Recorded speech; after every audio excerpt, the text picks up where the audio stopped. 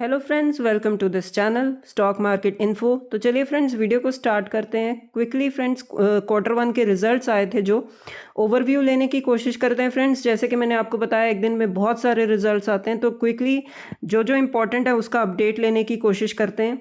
सबसे पहले friends, Oracle financial services के रिजल्ट्स आए थे। रिजल्ट्स हर फ्रंट पर फ्रेंड्स बहुत ही ज़्यादा अच्छे थे। अगर आप प्रॉफिट भी देखो फ्रेंड्स, 68% से ज़्यादा की जंप है। रेवेन्यू में 51% से ज़्यादा की जंप है। इसका मतलब ये है कि कंपनी ने अपने एक्सपेंसेस को भी कंट्रोल किया और अपने प्रॉफिट मार्जिन्स को भी मेंटेन किया है। अगर आप एबिट देखो तो आप देखोगे कि 29.5% से ज़्यादा की जंप है, और मार्जिन में भी फ्रेंड्स एक अच्छी इंप्रूवमेंट हुई है 59.6% के साथ। तो रिजल्ट्स हर फ्रंट पर अच्छे हैं फ्रेंड्स। लेकिन अगर आप शेयर को देखोगे, तो अगर आपको ये लगे कि शेयर में ज़्यादा कोई रिएक्शन नहीं आया, तो फ्रेंड्स मैं आपको पहले ही बता दूं कि ये शेयर ना बहुत ही ज़्यादा पहले ही चला हुआ है। बीइंग आईटी कंपनी, जैसे कि बाकी आईटी कंपनीज में इतनी तेज़ी नहीं थी, इनफैक्ट बहुत ही ज़्यादा गिरावट थी टॉप लेवल से। ये एक ही शेयर ऐसा जिसने अच्छी तेज़ी बनाकर रखी हुई थी काफ़ी टाइम से, अपने 52 वीक हाई को भी टच किया था। तो अगर आप रिजल्ट्स के फ्रंट पर अगर आपको कोई भी ऐसा रिएक्शन ना दिखे मार्केट में, तो आपको ज़्यादा शॉक होने की ज़रूरत नहीं है। रिजल्ट्स ख़राब नहीं है, लेकिन शेयर ऑलरेडी बहुत पहले चला हुआ है। इसके लिए हम ये बोल सकते हैं कि मार्केट ने शायद से ऐसा रिएक्शन ना मिले तेज़ी वाला। तो मैंने फ्रेंड्स मतलब आपको पहले ही बता देती हूँ कि जब भी आप रिजल्ट्स पढ़ते हो, तो अगर आप अगले दिन या उसी दिन मार्केट में उसका रिएक्शन इतना नहीं देखते, तो ऑलरेडी मार्केट आप अज्यूम करके चल सकते हो कि मार्केट ने उसको ऑलरेडी प्रिडिक्ट किया हुआ था। अगर रिजल्ट्स ख़राब हैं तो शेयर ज़्यादा नीचे नहीं गिरा, इसका मतलब ये है कि ऑलरेडी मार्केट ने उसको पचा लिया था कि शेयर ख़राब ही हो सकते हैं। ऐसी रिजल्ट्स अगर अच्छे हैं, जैसे कि इस कंपनी के अच्छे हैं, तो अगर शेयर में तेज़ी आपको ना दिखे, तो आपको ये एज्यूम करना होगा कि ऑलरेडी शेयर में अच्छी तेज़ी थी। मार्केट एज्यूम करके चल रही थी कि रिजल्ट में अच्छी तेज़ी बनेगी, रिजल्ट्स अच्छे आएंगे, इसीलिए मार्केट शायद से वैसा रिएक्शन ना दे। तो फ्रेंड्स, कंटिन्यू करेंगे वीडियो को। एफआईएस डीआईएस का डेटा भी देख लेते हैं। तो कल के दिन दोनों ने ही जो है सेलिंग की है, चाहे कम की है लेकिन सेलिंग की है। डीआईएस ने 400 करोड़ के प्लस की सेलिंग की है, और एफआईएस ने 800 करोड़ के प्लस की जो सेलिंग की है। तो इसको आप नोट डाउन करके चल सकते हो। नेक्स्ट है फ्रेंड्स, एआई वाली कंपनी। हमारी जो कंपनीज हैं, आईटी कंपनीज, वो डायरेक्टली तो नहीं एआई में काम कर रही, लेकिन कुछ इनडायरेक्ट कंट्रीब्यूशन जो भी है उसके चलते जो HFCL है, ये भी एआई में काम कर रही है। अगर आप इसके रिजल्ट देखो फ्रेंड्स, हर फ्रंट पर बहुत ही ज़्यादा अच्छे रिजल्ट्स हैं।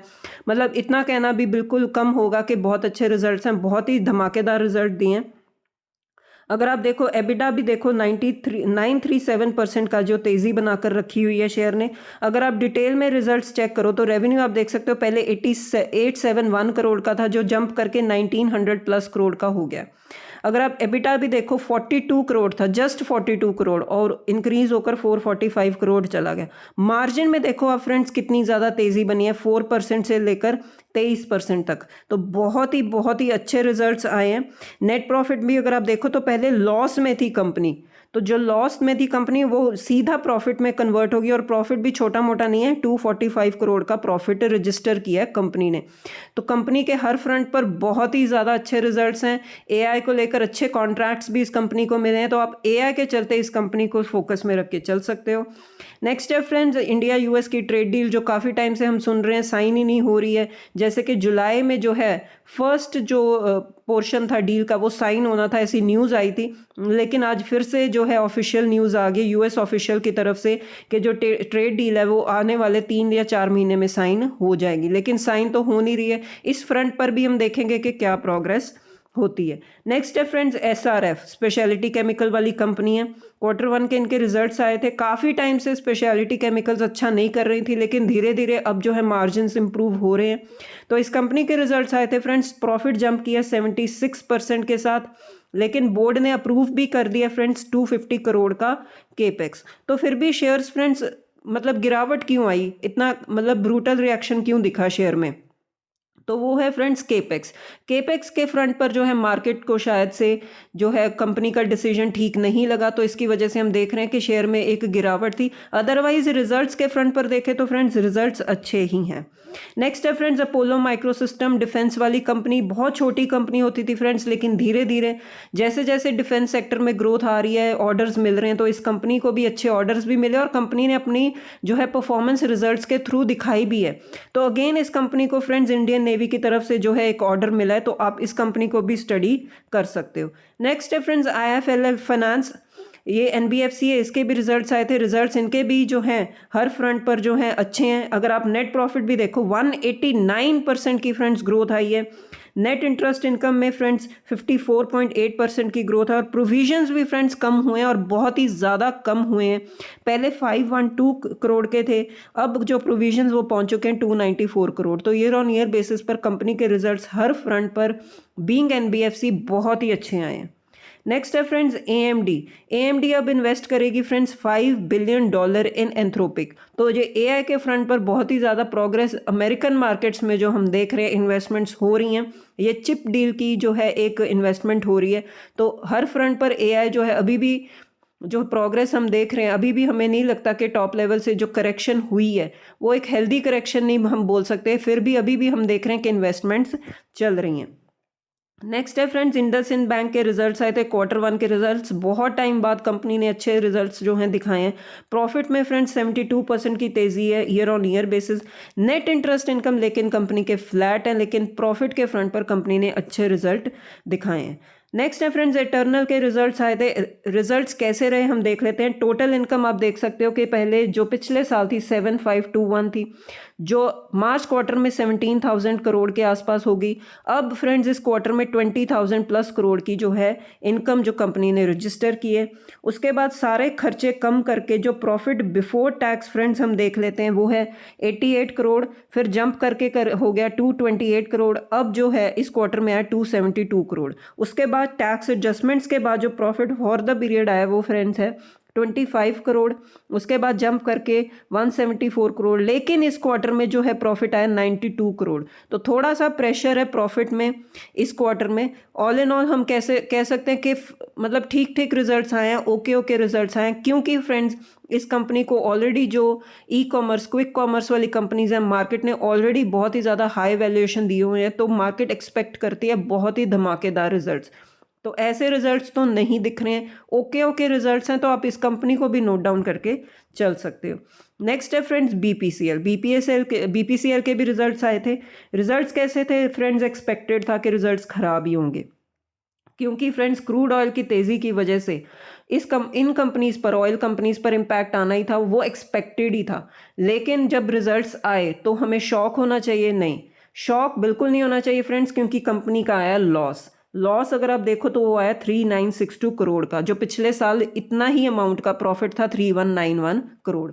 तो कंपनी ने इस बार लॉस रजिस्टर किया है। एक्सपेक्टेड ही था लॉस आएगा, लेकिन शॉक नहीं होना चाहिए, क्योंकि फ्रेंड्स मार्केट एज्यूम करके चल रही थी कि रिजल्ट्स खराब आएंगे।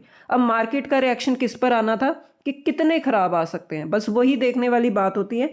अगर हम रेवेन्यू भी देखें फ्रेंड्स, रेवेन्यू में कोई खराबी नहीं है, 27.5% के आसपास की जो है तेजी है। क्योंकि प्रेशर कब आ जाता है प्रॉफिट्स पर, क्योंकि खर्चे बढ़ जाते हैं कंपनी के। जब खर्चे बढ़ेंगे तो उसका प्रेशर हम देखेंगे प्रॉफिट पर, मार्जिन्स पर आएगा ही आएगा। तो वही इस कंपनी के साथ हो रहा है। बाकी भी ऑयल कंपनीज के मतलब तरफ से फ्रेंड्स आप ज़्यादा उम्मीद मत लगा के रखिए कि रिजल्ट्स अच्छे आएंगे, रिजल्ट्स में आप लॉस ही देखोगे। नेक्स्ट है फ्रेंड्स अडानी ग्रीन एनर्जी के भी रिजल्ट्स आए थे। नेट प्रॉफिट में तेजी है 19% के साथ। रेवेन्यू भी फ्रेंड्स 17% के साथ जो है तेज है, लेकिन स्टॉक में गिरावट थी। एंड स्टॉक में गिरावट कब आती है? जब मार्केट ज़्यादा एज्यूम करके चल रही होती है, एक्सपेक्टेशंस हाई होती हैं, लेकिन रिजल्ट्स वैसे नहीं आते। नेक्स्ट है फ्रेंड्स अडानी पावर, इसका भी रिजल्ट आए थे। कंसोलिडेटेड नेट प्रॉफिट 42% के साथ जंप कर गए, लेकिन रेवेन्यू में तेजी है 34% के साथ। अब अगर फ्रेंड्स इस कंपनी का मैं चार्ट पैटर्न आपको दिखा दूं तो ऑल टाइम हाई पर ऑलमोस्ट ट्रेड कर रहा है। पावर कंपनीज की बहुत ज़्यादा डिमांड है डेटा सेंटर के चलते, तो कंपनी ने ऑलरेडी शेयर ने बहुत ही अच्छी तेज़ी दिखाई हुई है। लेकिन रिजल्ट के फ्रंट पर अगर आप देखोगे कि अगर तेज़ी ना भी बनी तो ज़्यादा मतलब आप एज्यूम करके चल सकते हो कि मार्केट ने ऑलरेडी इन कंपनीज को एक अच्छी रेटिंग दे दी है, तो उसके चलते रिजल्ट के चलते अगर ना तेजी दिखे तो ज़्यादा मतलब शॉक होने वाली बात नहीं होती। जुबिलेंट इंग्रीविया के भी फ्रेंड्स रिजल्ट आए थे। केमिकल सेक्टर में काम करती है। नेट प्रॉफिट में 40% की तेज़ी है, रेवेन्यू में भी 25% की तेज़ी है, तो रिजल्ट दोनों ही फ्रंट पर अच्छे हैं।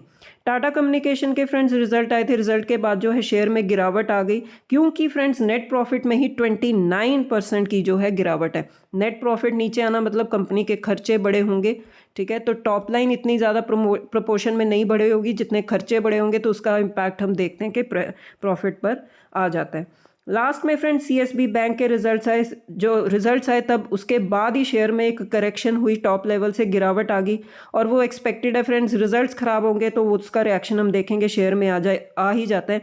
अगर आप देखो नेट प्रॉफिट में डिक्लाइन आया 26% के साथ। तो ये डिक्लाइन क्यों आता है फ्रेंड्स? क्योंकि प्रोविजंस जो हैं बैंक के अगर बढ़ जाएं तो प्रोविजंस का बढ़ना किसी भी बैंकिंग सेक्टर के लिए, एनबीएफसी के लिए जो है ठीक बात नहीं होती। प्रोविजंस आप देख सकते हो डबल ही हो चुके हैं एज कंपेयर टू प्रीवियस जो है ईयर। 23 करोड़ के प्रोविजंस थे पिछले साल, वो इस क्वार्टर में बढ़कर 49 करोड़ हो चुके हैं। तो प्रोविजंस का बढ़ना बैंकिंग सेक्टर के लिए अच्छी बात नहीं होती, उसका इम्पैक्ट हम देख रहे हैं। और शेयर भी आप देखोगे कि उसी टाइम जब रिएक्शन आया तो 5% से ज़्यादा की गिरावट शेयर में बनी हुई थी।